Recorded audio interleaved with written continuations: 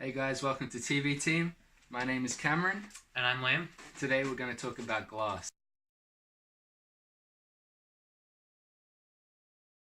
First of all, it's the third film of the Unbreakable trilogy. We started with Unbreakable, then we went to Split. Now our third movie, Glass, starring Bruce Willis and Samuel L. Jackson. And then a long way after that, like 13 years later, Split came out, starring James McAvoy, who had just finished up with X-Men movies, playing Professor X. He just finished that, and that's why he's in Split, and it also explains the bald head that he has in the movies. Him having the bald head makes it so much symbolic. easier. It was symbolic, having a bald head. Yeah. Symbolic in the sense that it was not only probably the director's way, but for an actor, it's the actor's way of differentiating between each character. Is that by having a shaved head, it's a lot easier for the audience to see that he's not a certain character. He might be playing multiple characters, that's what he's doing in the film. Yeah. But I think if he was to have hair or any type of hairstyle that could be quite extravagant, or long hair, it wouldn't suit each of the personalities he portrays. So by limiting it, having shaved head or little bits of hair, then it's opens the door for all the kind of possibilities of the different characters that he could play. Yeah, but what I mean is that for this movie, he didn't get a choice. Because he shaved his head for the X-Men movies, because that is iconic for Professor X. Sorry, I see what you mean. Yeah. To have no hair. Either way, it kind of worked. Yeah, I reckon both ways. Yeah, I agree that him having no hair means that although he could have changed up his style for each different character, that's not really what for a person that snaps in and out of personalities, to have to change their hair, which would take at least a minute, instead just having no hair. And plus you can't cut things when you're transforming characters during the scenes. You just got to stay in the moment. Yeah. By using different expressive skills and techniques, transform character right then in front of camera. Yeah. And that happens a lot for him. I mean, there are moments where he'll go in and out of rooms, with different characters, and you can tell by his expressions and the way he behaves. But a lot of the times when he's transforming between Kevin, the first personality, and the Beast, this is in Split, of course, he just transforms like that. He goes from being really intimidating and scary to just, very confused, very emotional. So yeah, there's so many ways that he shows it off. It's his posture is one of them. The way he looks, like his facial expressions, like eyebrows, smiles, or grins. You can tell who's in charge. The way he speaks as well, his eyes as well. I think they're really big, really small. I think we're gonna start talking about Split because we're kind of getting a bit sidetracked when it comes to talking about Glass itself. It's important for the storyline, but I think one more thing I've realized is that with a movie like Split and a movie like Glass, for an actor like James McAvoy or any actor at all, it's very rare to be in a film where you play multiple characters. Yeah, it's crazy. That look the same, and it's that's more of a theatre thing you do, or more of a drama thing you do, where you transform characters. It's not something you see very often in film, and it's not opportunities actors get to be able to transform characters so quickly. Yeah. It's more of a theatre thing, and I think that is really interesting. And the brilliant thing about this film is that the storyline is so well developed, and that they probably never intended to create 3 films after they made Unbreakable. But I guess as the years go on, they're like, we can add this. Or, M. Night Shyamalan can be like, Glass is that there's a conspiracy that the government is trying to convince and indoctrinate people with supernatural powers, superheroes, trying to make them believe that, what they're going through and their abilities aren't actually superpowers. Yeah. It's just, you know, a coincidence. It's just to do with something environmental, you know, the situation. So I think that was Mr. Glass. Mr. Glass. David Dunn.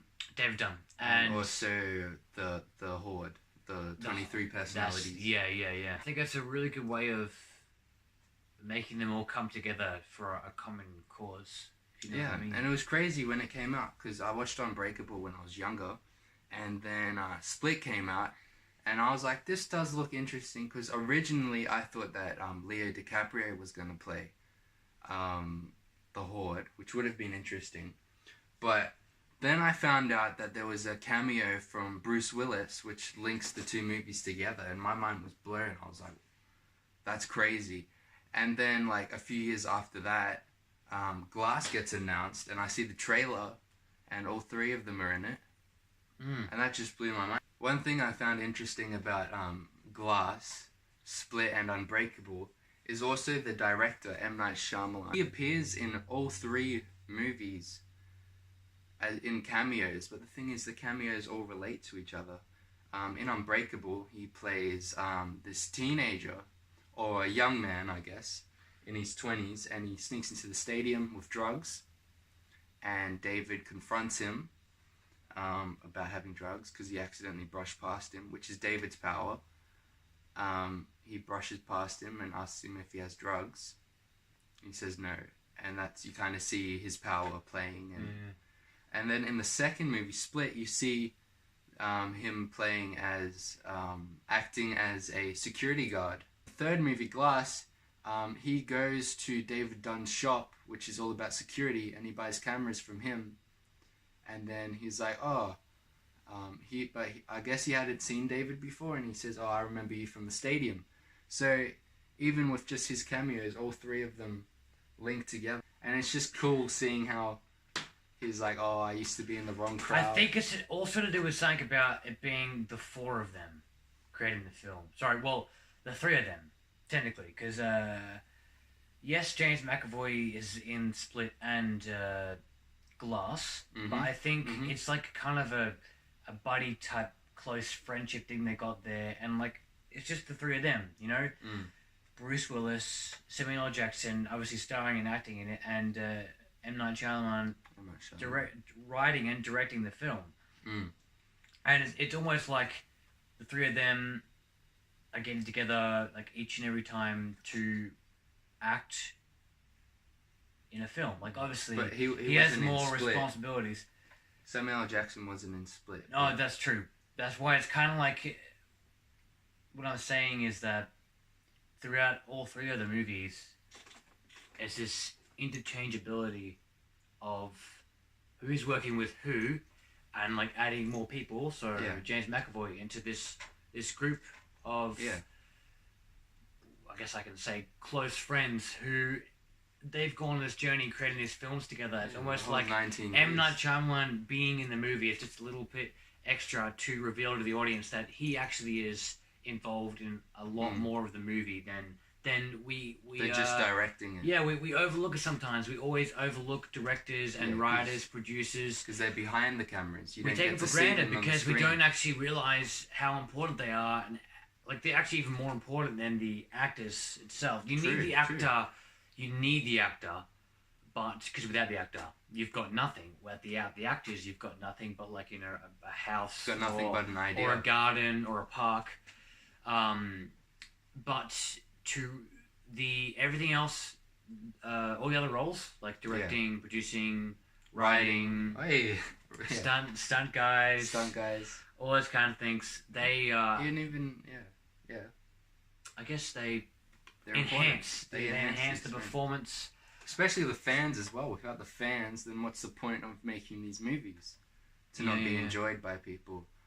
But I get what you mean about them all being in the group together. One thing that I find impressive is that Bruce Willis has had a phenomenal career with a franchise, which is Die Hard. Die Hard. He's done like 6 movies. Samuel L. Jackson, the same. He has had a phenomenal career doing so many roles. And one of them is the franchise of the Marvel movies as Nick Fury. And then you've got James McAvoy, who is a phenomenal actor, who is part of the franchise of the X-Men. I didn't think of that. That's true. And all three of them, except for Bruce Willis, I think Die Hard is finished for him. There might be something in the works, but all three of them have had these massive franchises. They've got all the money in the world. They've got all the popularity they need, but they still have the time to go back onto this 20-year movie and just finish this off and really put their all into this role. Because James McAvoy is a good Professor X, I guess. He's nothing compared to the original, Patrick Stewart. Oh, Patrick Stewart. Didn't even, But didn't he even is start with me and Patrick Stewart. he is good. But in this movie, it really, really shows the acting abilities of James McAvoy. Being able to step Just into the like shoes, or no, not really into the shoes, but with X-Men it is stepping into the shoes of such a great legend. But in this, he's stepping into the same playing field and is being considered on the exact same level as two great icons, giants of the Samuel L. Hollywood Jackson industry. And Bruce Willis. Bruce Willis, yeah. And although I guess in Hollywood, and when you become a very famous, well-known actor, you know, they kind of consider each other on the same level, you know, based on their, except for their personal opinion to who their icons are. But I think the audience never really sees that, you know, and I don't really think the actors really feel like they're on the same playing field as all other actors, you know. And there are people that are better and people that aren't so good, but I think with James going straight into this movie, well, obviously being part of Split first, he's then just being seen by both Bruce and Sam that, well, he can act like we can act. He can do what we can do. He can keep up with our acting styles and kind of get used to how we act. Yeah. And then maybe even they can learn some things from him as well. So I think it's a really good experience for everyone, and that's what's made the films kind of develop such a big popularity, you know? Yeah, it's beautiful because I don't know if you've noticed, but Samuel L. Jackson and Bruce Willis are getting old. They are getting very old. Same with Arnie. You've got Arnie, you've got Sylvester Stallone. All these guys, all these legends of the 80s. That was Arnold Schwarzenegger for those who don't understand. All of these 80s legends are getting old. And now new people are coming in. New actors are coming in. They're doing great jobs. And that's kind of one of the messages of the movie Glass, is that new heroes are coming in. Or you might be old, but you can still do what you used to do. Yeah, you can still do what you do, but there's a time to end. And there's a time to be replaced. And you don't have to see that in a sad way. It can be a good thing that you're getting replaced because your legend is still there, but you can just keep going. They already have a relation. They know each other, and they're kind of the enemies now. But the new thing is that the Horde, James McAvoy's character, he's a new player. Yeah, he's new. That's how they kick. That's how they kick the. That's how they create the trilogy. If they didn't have him in there, there'd be no trilogy, because he's an integral part to piquing interest. To be like, oh, what? Why is he there? We know about Mr. Glass and David Dunn. We don't know about who's this. You know. I mean, if you wanted to, you could watch Unbreakable and then watch Glass. It would still make sense, kind of, because I think Split was just an introduction to the Horde, his own separate thing. But personally, for me, I still to this day have not seen Unbreakable. Yeah. I know the concept. It's true. I know it. Yeah, it's shocking. I'm going to get a bunch of comments now. But it's all right. Feel free. But I think that kind of helped me in a way. I didn't know that much about the background. I knew about the powers that David Dunn had. Still has. Let's get into that. It created mystery to me, and I used that to curiosity to keep me interested in it. Yeah. So that's another reason why you don't have to see all the films. You can go and see any film these days, and most of the time you can pick up on what's going on. Like the Marvel movies. Yeah, I mean, everyone kind of knows about superheroes. And anyway. Mission Impossible, that's another one. Yeah, I think it's really good these days that they do that, and they don't overdo it. They don't go over and repeat everything in the same in one of the past films, but they go over it just briefly, and I think that worked really well. Yeah, no, David Dunn's weakness is water. Okay. From a traumatic childhood event. Yeah, from bullying. Mr. Glass has very fragile bones, which break very easily. But he's super smart. Very, super very smart. advanced mind. Not just in his knowledge, but in his cunningness. Yeah. His ability to manipulate and kind of run circles around anyone. Well, Yeah. he can't quite run, but you know what I mean. Even playing this